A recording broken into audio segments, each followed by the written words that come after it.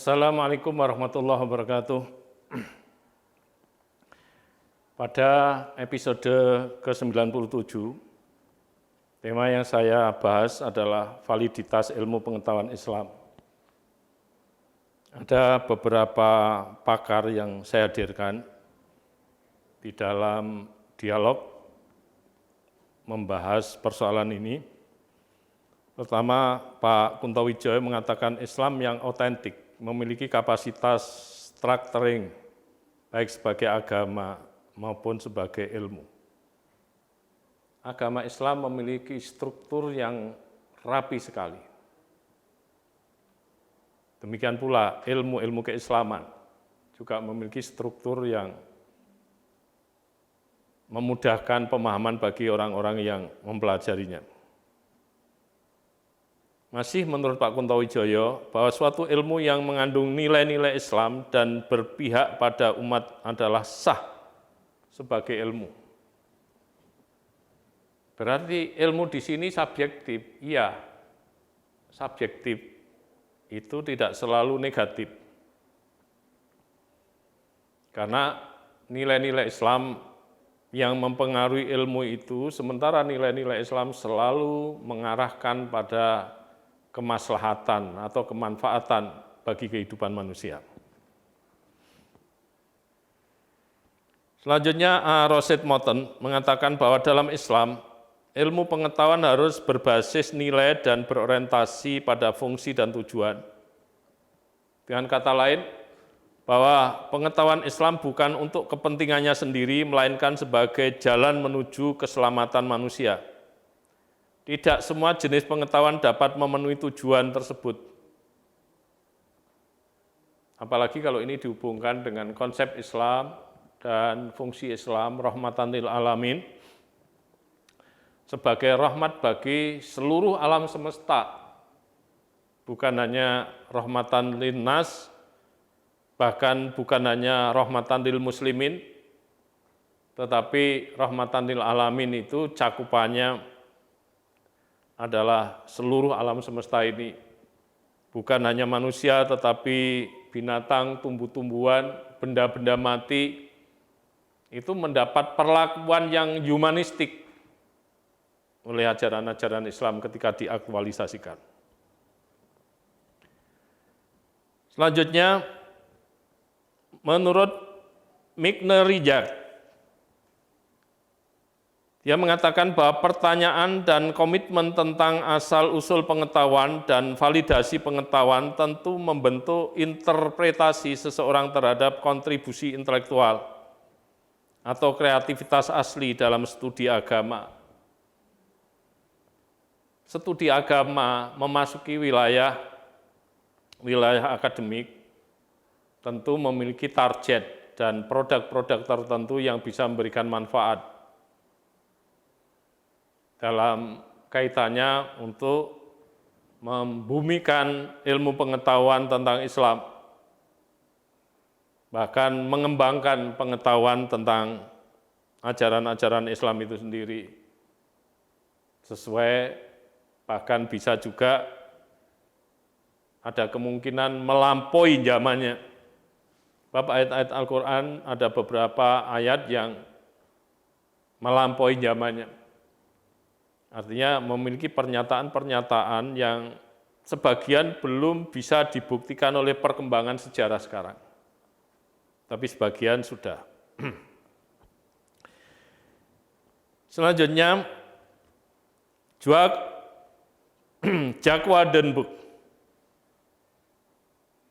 mengatakan bahwa merupakan tanda kemajuan epistemologi bahwa sejumlah subjek dapat diuji dalam kajian-kajian Islam sekarang ini.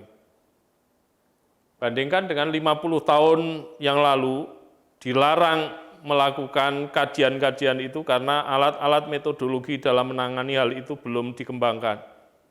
Artinya sekarang umat Islam, terutama kalangan akademisi, kalangan peneliti, sudah memiliki peralatan tertentu di dalam melakukan kajian-kajian Islam, setidaknya ada dinamika, sehingga bisa menguji sejumlah subjek melalui kajian-kajian Islam itu.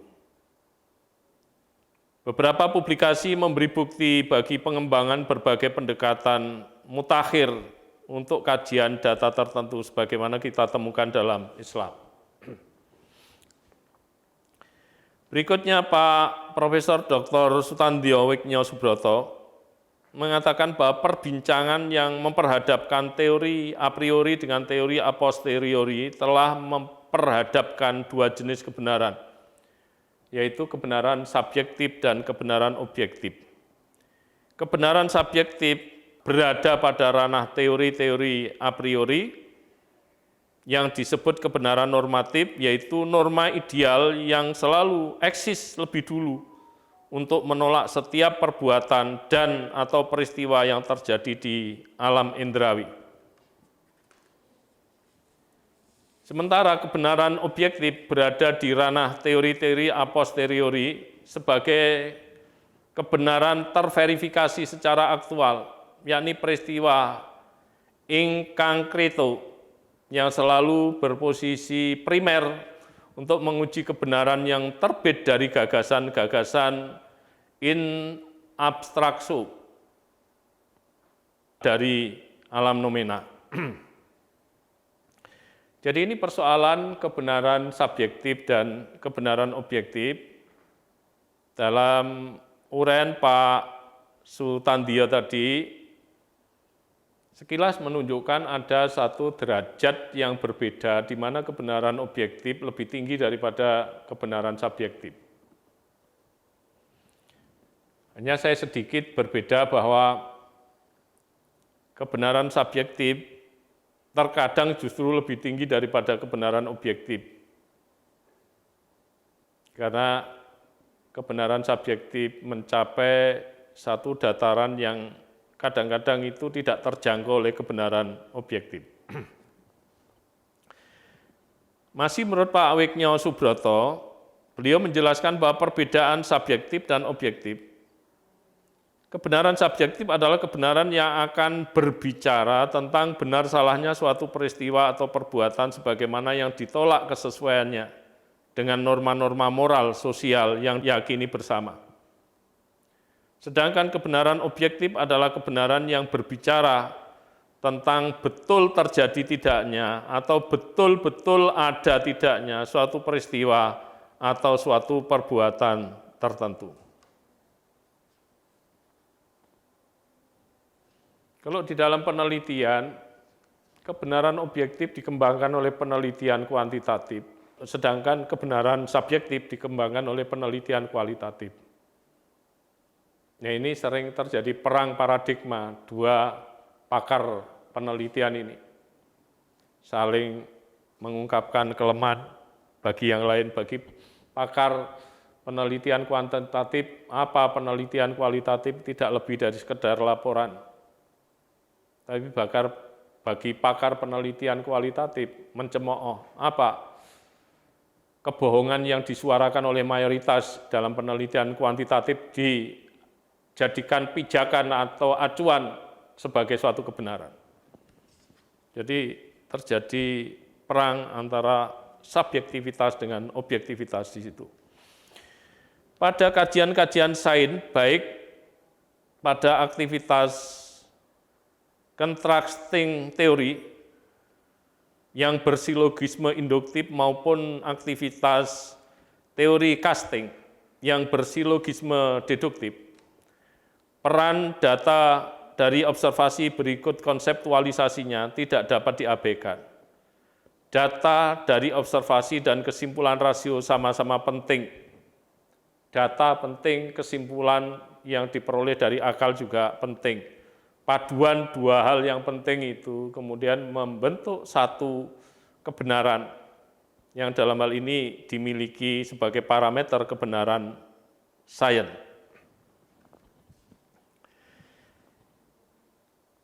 Selanjutnya Pak Wiknyo Subroto mengatakan bahwa teori merupakan hasil produksi rasio manusia yang mampu memanfaatkan dunia materi fisikal yang berhasil dipersepsi dan dikonsepsi atau to know what, serta diteorikan atau to know why, untuk didayagunakan secara praktis atau to know how ke dalam aktivitas produktif guna mendatangkan hasil yang bisa memberikan kenikmatan duniawi kepada manusia penciptanya itu. Karena itu, teori tentu dalam hal ini adalah produk manusia atau para ilmuwan. Kalau teori dalam pengetahuan sains dengan menggunakan ukuran rasional dan empirik itu. Kalau hanya rasional tapi tidak empirik, maka masuk dalam pengetahuan filsafat.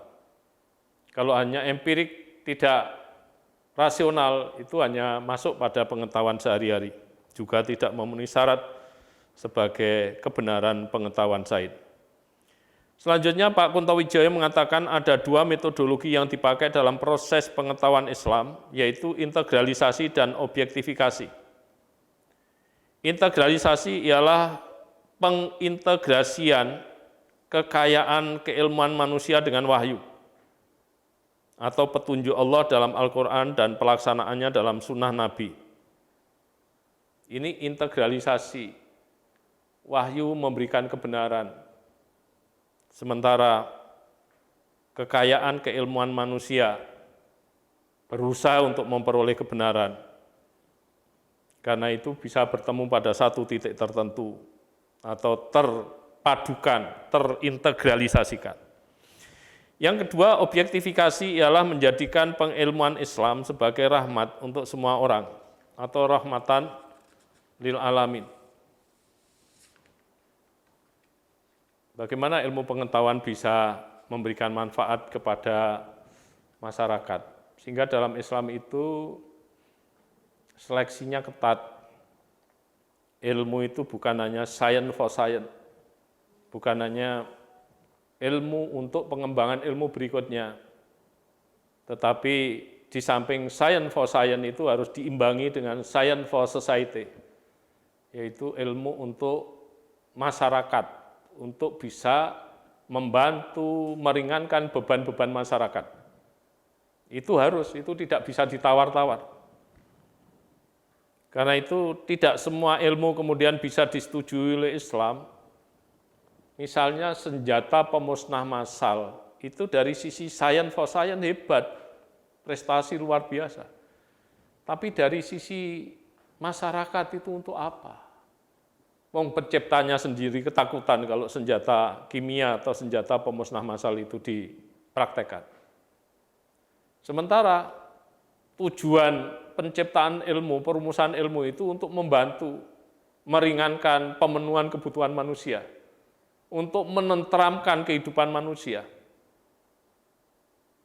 Sedangkan senjata pemusnah massal atau senjata kimia itu seperti Dracula bagi manusia. Sehingga pengembangan ilmu semacam itu tentu tidak disetujui oleh Islam atau ditentang keras. Masih menurut Pak Kunto Wijaya, dia mengatakan bahwa paradigma Islam tidak berniat merobohkan hasil kerja keras kemanusiaan selama berabad-abad itu. Akan tetapi benar bahwa Islam sebagai ilmu akan selalu kritis terhadap semua pengetahuan, baik sekuler maupun tidak sekuler, bahkan kritis terhadap diri sendiri. Ini juga harus mengilhami para ilmuwan, mahasiswa, maupun yang lain yang melakukan studi terhadap Islam, bahwa dalam konteks kritik itu, meskipun mereka sudah punya kesimpulan tentang pemahaman terhadap aspek-aspek keislaman tertentu, tapi di kemudian hari menemukan dengan argumentasi yang lebih kuat, maka pemahaman sebelumnya itu harus dikritisi, diganti dengan pemahaman yang terbaru, yang lebih kuat. Selanjutnya, Ziauddin Sardar mengatakan bahwa sebagian ilmuwan modern memegangi bahwa epistemologi yang benar dan hakiki adalah epistemologi yang pada suatu masa dapat diterima oleh berbagai pikiran atau rasio. Jadi epistemologi itu sebagai subsistem filsafat yang tugasnya khusus dalam konteks untuk mengembangkan ilmu pengetahuan. jenis epistemologi yang dianggap benar ketika diterima semakin banyak oleh pikiran atau rasio manusia. Berikutnya Muhammad Arghun menyatakan bahwa untuk menilai validitas epistemologi dari pemikiran islahi bisa dimaknai pemikiran peningkatan. Orang harus memulai dari problem-problem awal dan radikal, yaitu menurut proses yang generatif, struktur, dan penggunaan ideologi ilmu pengetahuan. Jadi, ini pandangan Arghun terkait persyaratan di dalam menilai validitas epistemologi dalam pemikiran islahi tadi yang mencerminkan satu pemikiran Islam. Selanjutnya, terkait dengan validitas ilmu pengetahuan Islam yang dilakukan secara spesifik terhadap satu disiplin ilmu, misalnya ilmu tafsir Al-Quran. Ini Pak Profesor Dr. Abdul Mustaqim, Direktur Pascasarjana UIN Sunan Kalijogo, Jogja, menawarkan bahwa validitas penafsiran dapat diukur melalui 3 teori kebenaran. Pertama, teori koherensi, yaitu sebuah penafsiran dianggap benar manakala sesuai dengan proposisi sebelumnya dan konsisten menerapkan metodologi yang dibangun oleh setiap mufasir. Ini yang pertama. Yang kedua, teori korespondensi, yaitu sebuah penafsiran dikatakan benar apabila penafsiran itu berkorespondensi, cocok, dan sesuai dengan fakta ilmiah empiris di lapangan. Ya, hanya ini tidak semuanya bisa diterapkan karena ayat-ayat Al-Quran sentuhannya tidak semuanya empiris, tapi juga banyak yang meta empiris. Kalau yang meta empiris tidak bisa dibuktikan di lapangan. Yang ketiga adalah teori pragmatisme, yakni sebuah penafsiran dikatakan benar manakala secara praktis mampu memberikan solusi alternatif terhadap problem sosial. Jadi paparan dari Pak Abdul Mustaqim tadi perlu dipertimbangkan. Meskipun secara general saya mendapati satu kelemahan dari teori-teori yang disebutkan tadi, misalnya teori korespondensi itu kelemahannya kebenaran itu ditentukan oleh hubungan, tapi ada kalanya hubungan sudah terjadi, tapi kebenaran belum terjadi. Kasus mahasiswa dan mahasiswi sangat dekat, hubungannya sangat dekat, dikira mencintai. Lalu mahasiswi dikirimi surat cinta, ternyata menolak. Saya hanya berteman. Nah itu dalam bahasa kita disebut GR, bahasa Jawanya gede rumongso. Jadi itu salah satu kelemahan dari teori korespondensi. Sementara teori pragmatisme itu kelemahannya habis manis sepah dibuang. Dan ini dijalankan oleh masyarakat Barat. Orang-orang Barat itu kalau punya orang tua, mereka tidak mau merawat, orang-orang tua mereka dikirim ke panti jompo, meskipun mereka yang membiayai, tetapi saya kira dibanding dengan di Indonesia, jauh sekali di Indonesia itu meskipun orang tuanya pikun, meskipun menjengkelkan, tetapi dengan telaten sabar merawat mereka. Sebab bagaimanapun kita berada secara fisik lahir dari mereka. Ajaran Islam juga begitu. Islam mengajarkan, memerintahkan kita untuk berbakti kepada kedua orang tua. Setua apapun. Ya, setua apapun. Itu ajaran idealis. Ya, bukan pragmatis, bagaimana yang berkembang di Barat itu. Para pemirsa yang berbahagia, dari episode ke-75 sampai episode ini atau episode ke-97, kecuali episode ke-85. Itu bagi pemirsa yang ingin memperdalami ada dalam buku saya, yaitu 1 epistemologi studi Islam, yang kedua paradigma studi Islam. Kemudian episode yang ke-85 yang memperbincangkan pendekatan multidisipliner, interdisipliner, dan transdisipliner dalam studi Islam, itu saya petik dari petikan buku saya yang berjudul Pendidikan Islam Multidisipliner, Interdisipliner, dan Transdisipliner. Tiga-tiganya adalah terbitan dari Intran Publishing Malang. Jadi bagi yang ingin memperdalam bisa menghubungi penerbit. Demikian saya kira yang bisa saya sampaikan. Selamat untuk melakukan ibadah puasa Ramadan, mudah-mudahan ibadahnya minimal, termasuk oleh Imam Ghazali dikategorikan sebagai ibadah puasa kategori khusus. Syukur-syukur bisa naik 1 peringkat lagi, khusus bil khusus. Demikian saya akhiri, ihdinas siratal mustaqim, wallahul muwaffiq ila aqwamit thoriq. Assalamualaikum warahmatullahi wabarakatuh.